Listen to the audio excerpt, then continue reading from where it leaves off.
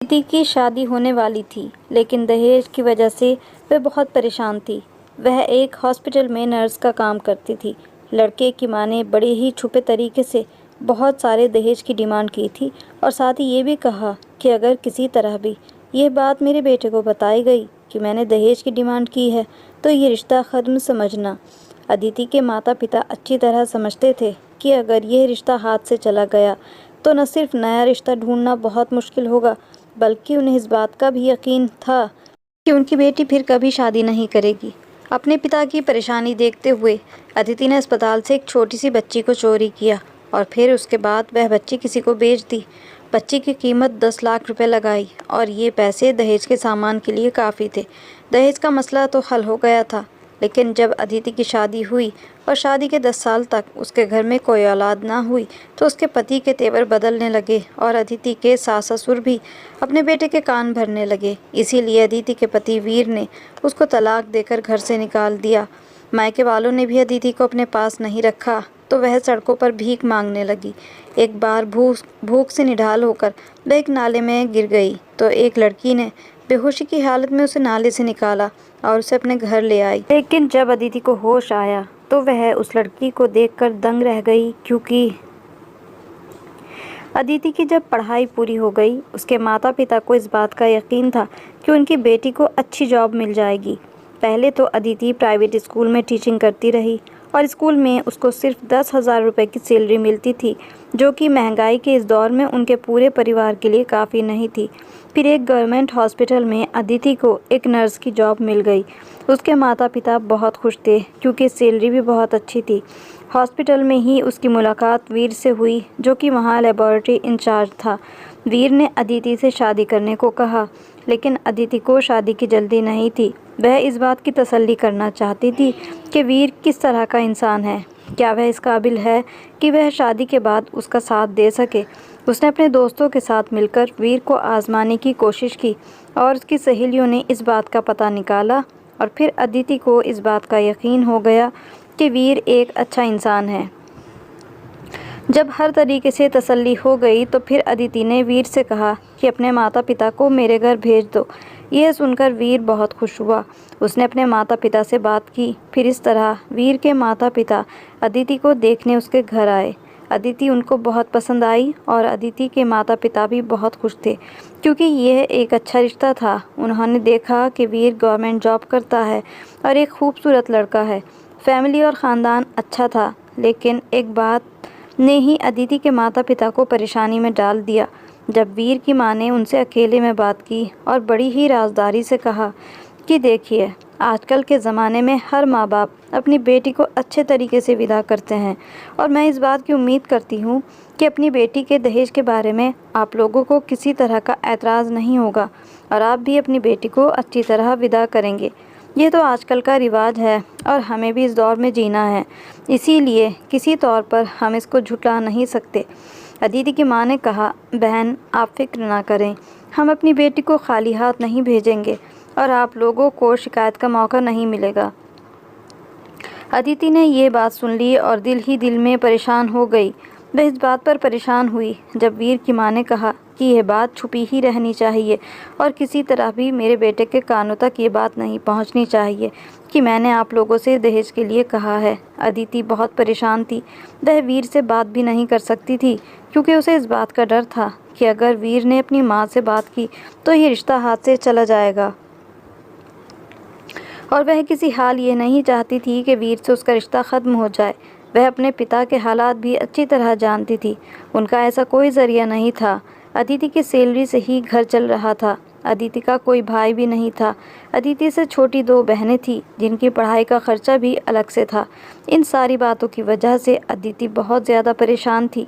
वह सोचने लगी कि किस तरह पैसों का बंदोबस्त किया जाए, क्योंकि कुछ पैसे तो उसके पिता ने अपनी बेटी की शादी के लिए बचा के रखे थे, लेकिन वह काफ़ी नहीं थे। उसने अपनी इस परेशानी के बारे में अपनी एक दोस्त से कहा जिसका नाम प्रीति था और वह इस अस्पताल में नर्स थी। जब उसने प्रीति को ये सारा कुछ बताया कि कम से कम 10 लाख रुपए की ज़रूरत है, अगर पैसों का बंदोबस्त ना हो सका तो दहेज ना होने की वजह से मेरी शादी नहीं हो पाएगी और इसमें मुझे तुम्हारी मदद की ज़रूरत है। प्रीति ने जब यह सुना तो अदिति से कहा कि वीर एक अच्छा लड़का है। मैं नहीं समझती कि उसे किसी तरह के दहेज का लालच है। जो बातें उसकी माँ ने तुम्हारे माता पिता से की हैं, तो तुम ये बात वीर को क्यों नहीं बताती? वह अपनी माँ को समझाएगा कि चादर देखकर पाँव फैलाया जाता है। अदिति ने अपनी दोस्त से कहा, मैं सब जानती हूँ, लेकिन मैं किसी तरह भी वीर से इस बारे में बात नहीं करूँगी। अगर मैंने वीर से बात की तो इस बात का पूरा यकीन है कि वह अपनी माँ से ज़रूर इस बात के बारे में बात करेगा, और मैं नहीं चाहती कि उसके घर में जाने से पहले ही मुझे किसी तरह की परेशानी का सामना करना पड़े, नहीं तो वीर की माँ मेरी सबसे बड़ी दुश्मन बन जाएगी।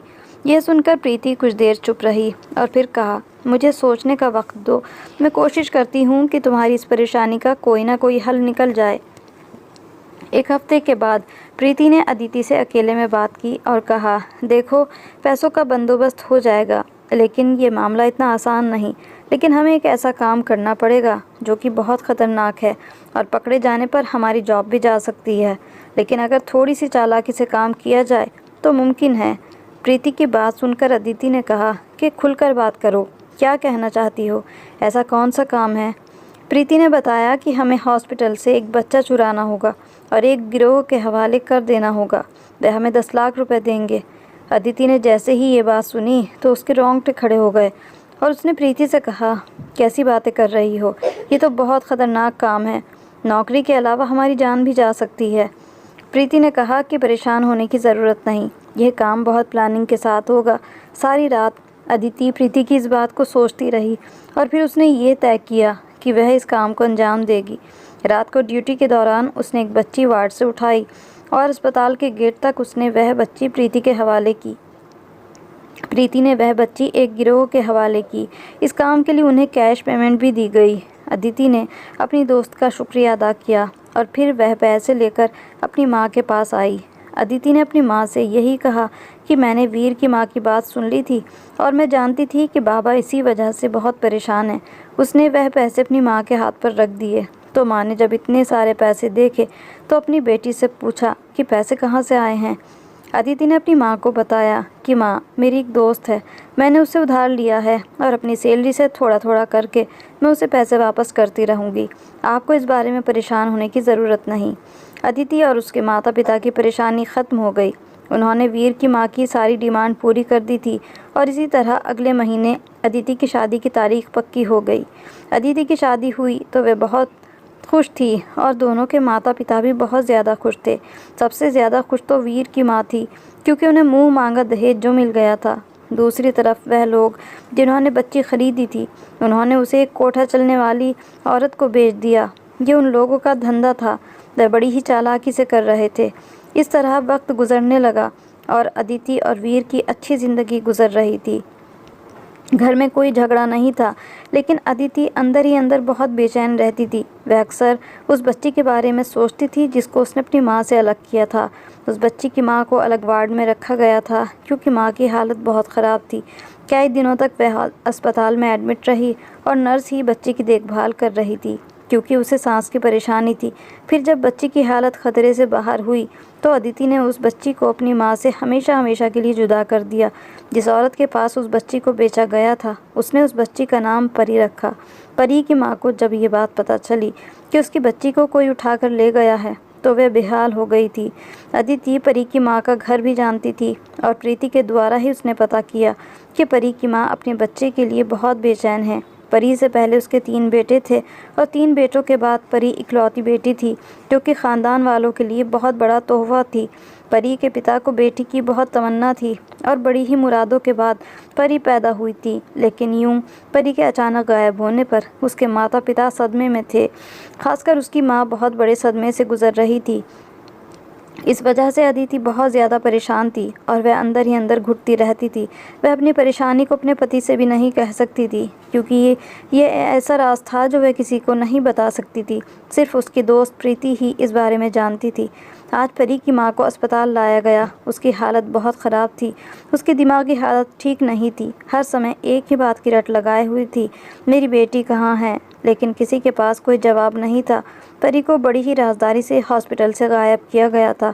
यहाँ तक कि सीसीटीवी कैमरे की मदद से कोशिश की गई, लेकिन फिर भी वह नाकाम हुए, और ये बात प्रीति और अदिति ही जानती थी। परी जैसे जैसे बड़ी हुई, उसको कोठे का माहौल पसंद नहीं आ रहा था। हालांकि उसने यहीं पर होश संभाला था और पिछले 10 साल से यहीं रह रही थी, लेकिन उसके बावजूद वह उस माहौल से नफरत करती थी। वह औरत कोशिश करती थी कि परी उस माहौल में खुद को ढाल ले, लेकिन ऐसा बिल्कुल ना हुआ। परी बिल्कुल सादा कपड़े पहनती थी और ऐसे माहौल में रहने के बावजूद वह पूजा पाठ करती थी। एक दिन वह रो रो कर दुआएं कर रही थी कि वहाँ की एक नौकरानी ने उसे रोते हुए देख लिया। उसका दिल पिघल गया। वह बच्ची को इस कैद से आज़ाद कराना चाहती थी। वह जानती थी कि माहौल परी के लायक बिल्कुल नहीं। परी के अंदर एक नेक औरत छुपी है और वह बहुत अच्छी लड़की है। वह अक्सर बहाने बहाने से परी से बातें करती तो परी उसे यही बताती कि मैं जानती हूँ मैं इस औरत की अपनी सगी औलाद नहीं, लेकिन मैं अपने सगे माँ बाप का ठिकाना भी तो नहीं जानती, और इस माहौल में मुझे घुटन महसूस होती है। ऐसा लगता है जैसे कि मेरी सांस बंद हो जाएगी। जब रात को सोती हूँ तो ऐसा लगता है सुबह मेरी आँख नहीं खुलेगी। उस नौकरानी ने उसे तसल्ली दी कि बेटी परेशान ना हो, मुझे उम्मीद है कि तुम जल्दी ही यहाँ से आज़ाद हो जाओगी और तुम्हारी परवरिश वहीं होगी जिस जगह के तुम लायक हो। नौकरानी ने घर जाकर अपने पति से परी के बारे में बात की। उसने अपने पति को बताया कि एक ऐसी लड़की है जो पूजा पाठ करती है और उसे माहौल से नफ़रत है, लेकिन वह यहाँ से जा भी नहीं सकती। नौकरानी के पति ने जब यह सुना तो बहुत दुख हुआ। उसने अपने पति से कहा कि मैं वादा तो नहीं करता, लेकिन मैं कोशिश ज़रूर करूँगा कि उस लड़की को उस माहौल से आज़ादी मिल जाए। नौकरानी का पति रामू एक वकील के घर चौकीदार था। ये शहर के सबसे बड़े वकील थे, जिसका नाम धीरेंद्र प्रताप था, जिसके सारे लोग बहुत ज़्यादा इज्जत करते थे। धीरेंद्र साहब ने हमेशा सच और हक का साथ दिया। गरीब लोगों के लिए केस लड़ते थे, उनको उनका हक दिलवाने की कोशिश करते थे। रामू ने एक दिन वकील से बात की और उसे बताया कि साहब, मेरी पत्नी एक कोठी की नौकरानी है, वह वहाँ सफाई का काम करती है। मेरी पत्नी ने वहाँ पर एक बच्ची को देखा है। वह उस माहौल में रहने के बावजूद पूजा पाठ भी करती है और उस माहौल में घुटन महसूस करती है, मगर वह वहाँ एक कैदी की हैसियत से है। उसकी मालकिन ने उसे ख़रीदा है और ज़ाहिर तौर पर उसकी माँ बनी हुई है, लेकिन वह उसकी सगी माँ नहीं है। धीरेंद्र ने कहा कि अगर बच्ची वहाँ नहीं रहना चाहती और कोठे की मालकिन उसकी माँ भी नहीं, तो हम ज़रूर उसकी मदद करेंगे। यह सुनकर रामू बहुत खुश हुआ।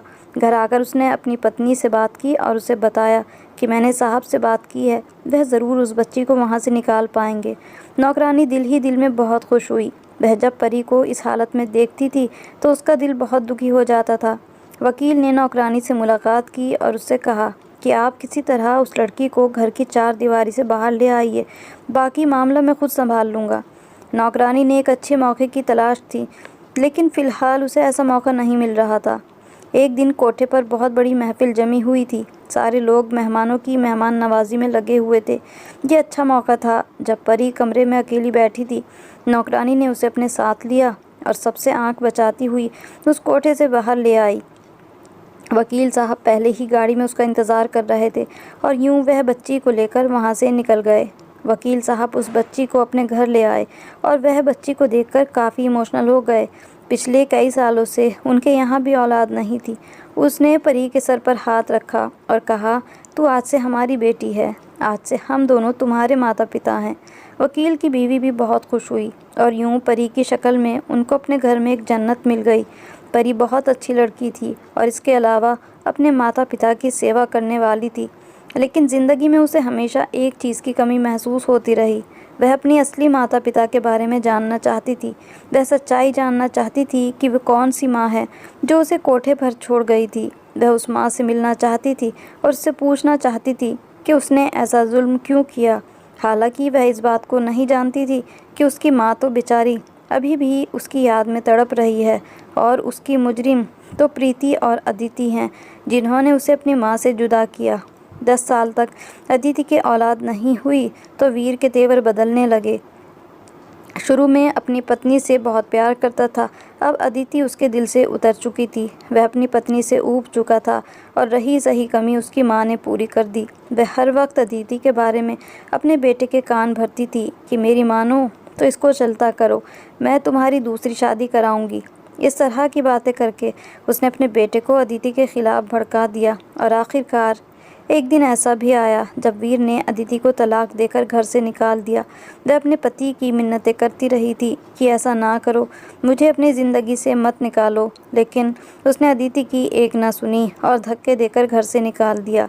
अदिति अपने मायके गई। अदिति के पिता मर चुके थे जबकि उसकी माँ बीमार थी। जब तक माँ जिंदा रही तो वह घर में रही, लेकिन माँ के मरने के बाद उसका एक सहारा उसकी 2 बहनें थीं। लेकिन अफसोस की बात, जिनको वह पालती रही, जिन बहनों को उसने अपनी तनख्वाह में से लिखाया पढ़ाया, और मुश्किल की घड़ी में उन बहनों ने अपनी बहन का साथ नहीं दिया और अदिति को घर से निकाल दिया। अदिति का इस दुनिया में कोई भी नहीं था। वह सड़कों पर भीख मांगकर गुजारा करती थी और कभी फुटपाथ पर सो जाती तो कभी किसी घर के बाहर सो जाती।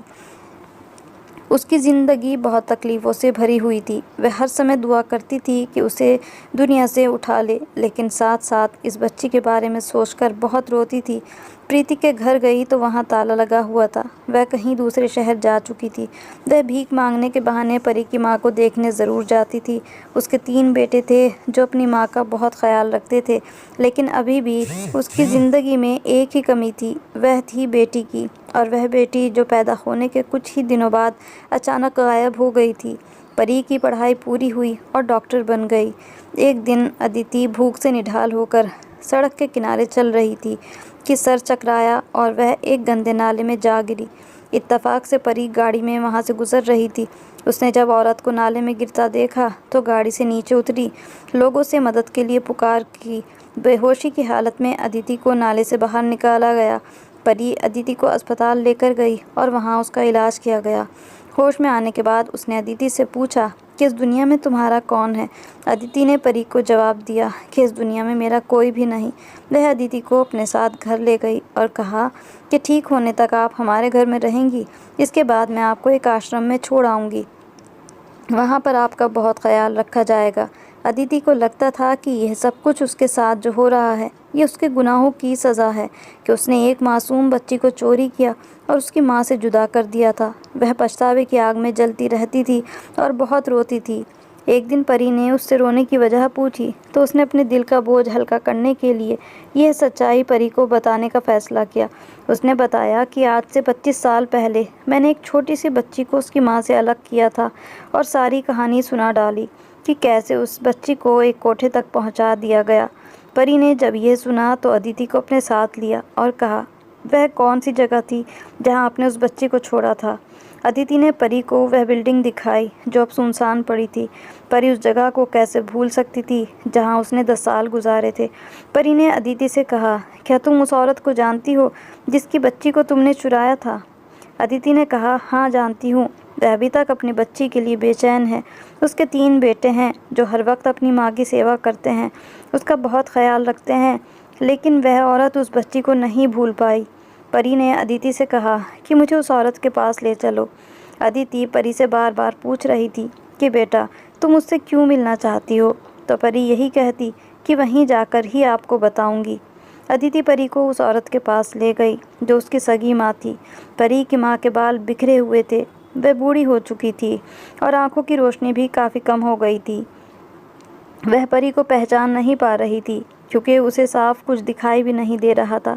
फिर परी ने अदिति से कहा कि आप इनको बताइए कि वह बच्ची जो कई साल पहले खो गई थी आपके सामने बैठी है।